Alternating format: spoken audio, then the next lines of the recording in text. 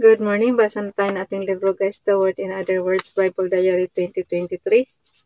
11 April 2025, nandito na tayo sa 4 April, Tuesday, Holy Week, that Violet, Pace is 2. Walang page numbering kaya doon tayo nakarelay sa date ng homily nila. Pakisabayan ako ng basa, yung walang libro na ganito, sa Bible na lang kayo magsunod sa akin. Dito ko kasi ito sa St. Joseph Church diyan sa Central ko binili. So, yung mga kasabayan ko na lang bumili nito ang sabay-sabay tayo magbasa guys, and yung wala namang ganitong libro, lagi kong sinasabi galing naman to sa Bible, yung homily nila. Yung homily na nilagay rito sa libro, sorry. Ayun, sabayan nyo na lang ako sa Bible. The word first reading, Isaiah chapter 49 verse 1 to verse 6. Hear me, O coastlands, listen, O distant peoples. The Lord called me from birth, from my mother's womb. He gave me my name. He made of me sharp-edged sword, and concealed me in the shadow of his arm. He made me a polished arrow. In his quiver he hid me. You are my servant, he said to me, Israel, through whom I show you, to whom I show my glory.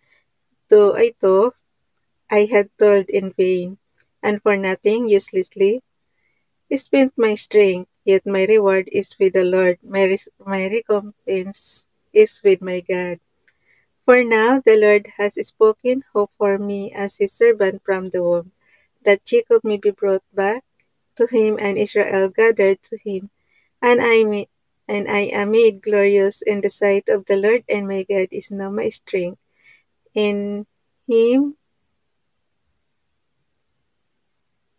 and my God is now my strength. It is too little, he says, for you to be my servant, to raise up the tribes of Jacob and restore the survivors of Israel. I will make you a light to the nations, that my salvation may reach to the ends of the earth.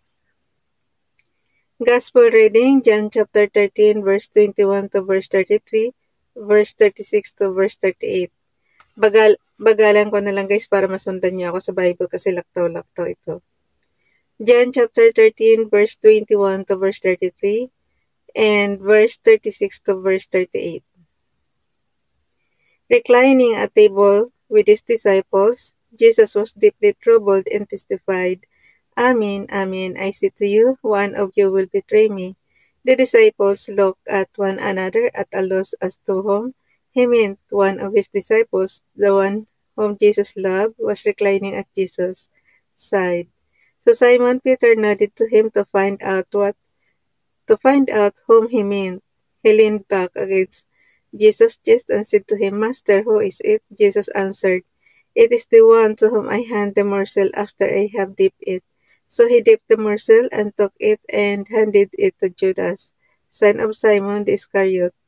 After he took the morsel, Satan entered him, so Jesus said to him, What you are going to do quickly. None of those reclining at table realized why he said this to him.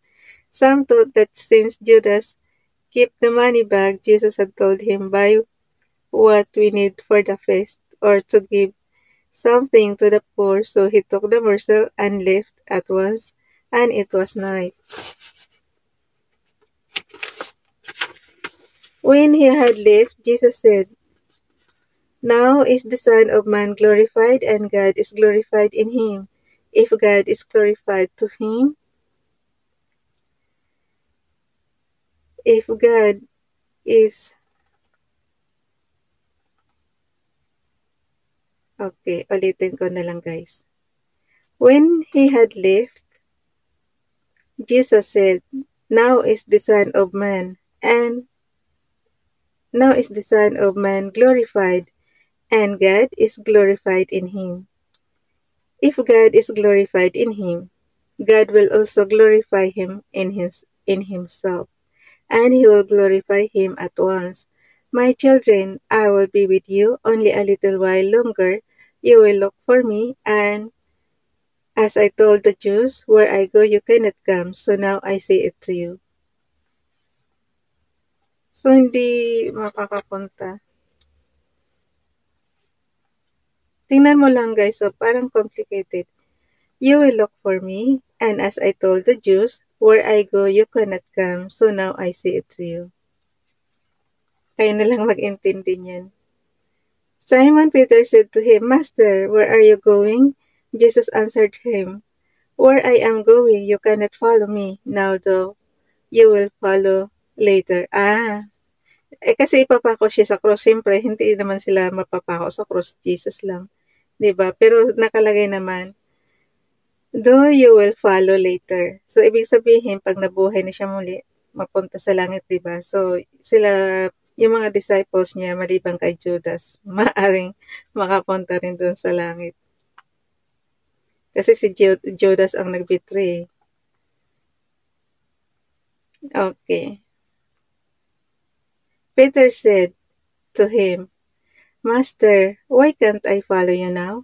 I will lay down my life for you. Jesus answered, Will you lay down your life for me? Amen, amen, I say to you, the cock will not crow before you deny me 3 times. Ayun, pinagkailangan ni Peter si Jesus ng 3 beses.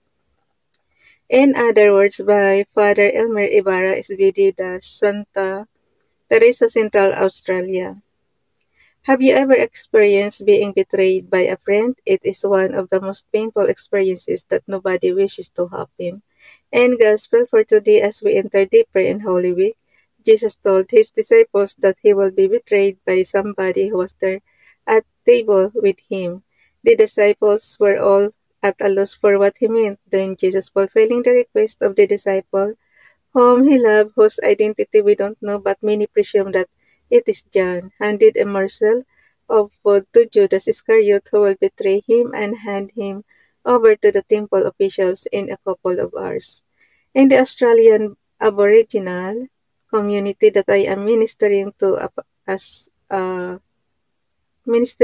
parish priest, there is still in their culture a demand for revenge, which they call payback. One was to pay back any damage that has been done to another's property and person. In the Filipino culture, we also have a saying, lintik lang ang walang ganti. Recompense awaits a bad person someday, sometime. Jesus never wished ill on Judas. On the contrary, he was looking for an opportunity to forgive him personally, even if Judas did not ask. Yet sadly, Judas committed suicide by hanging himself from a tree. This leads us to this question, are we willing to forgive anyone who has betrayed or harmed us without seeking revenge or any form of payback? Being betrayed is painful, but with the Lord to help us rise and recover from the experience, we may become better persons in the end. 5 April Wednesday, pagpasensya na talaga yung video ko, maputla talaga. 5 April Wednesday, Holy Week, Violet, PSS2. Mahalaga na naririnig nyo yung gospel, guys. Yung pinabasa natin sa homily. 5 April Wednesday, Holy Week, Violet, PSS2. The word first reading, Isaiah chapter 50, verse 4 to verse 9. The Lord God has given me a well-trained tongue, that I might know how to speak to the weary a word that will rouse them. Morning after morning he opens my ear that I may hear, and I have not rebelled. And I have not rebelled, have not turned back. I gave my back to those who beat me, my cheeks to those who plucked my beard.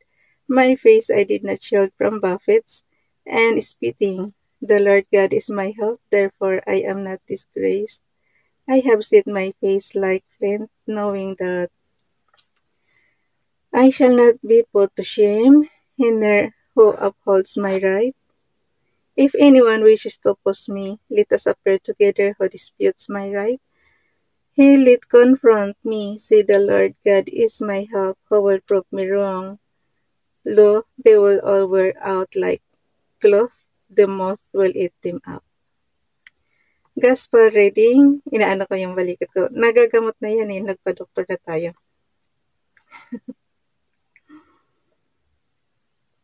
Gospel reading, Matthew ba ito? Empty. Okay, Matthew chapter 26, verse 14 to verse 25. Then one of the 12, who was called Judas Iscariot, went to the chief priest and said, "What are you willing to give me if I hand him over to you?" They paid him 30 pieces of silver, and from the time on he looked for an opportunity to hand him over. On the first day of the feast of unleavened bread, the disciples approached Jesus and said, "Where do you want us to prepare for you to eat the Passover?" He said, "Go into the city to a certain man and tell him, 'The teacher says, my appointed time draws near. In your house I shall celebrate the Passover with my disciples.'" The disciples then did as Jesus had ordered and prepared the Passover. When it was evening, uh, he reclined at table with the 12. And while they were eating, he said, "Amen, I say to you, one of, one of you will betray me." Deeply distressed, pareho lang sa binasa natin, no? Okay. Ulitin ko. When it was evening, he reclined at table with 12, and while they were eating, he said, "Amen, I say to you, one of you will betray me." Deeply distressed at this, they began to say to him one after another, "Surely it is not I, Lord." He said in reply, "He who has dipped his hand into the dish with me is the one who will betray me. The Son of Man indeed goes as it is written of him, but woe to that man by whom the Son of Man is betrayed. It would be better for that man if he had never been born." Then Judas, his betrayer, said in reply, "Surely it is not I, Rabbi." He answered, "You have said so."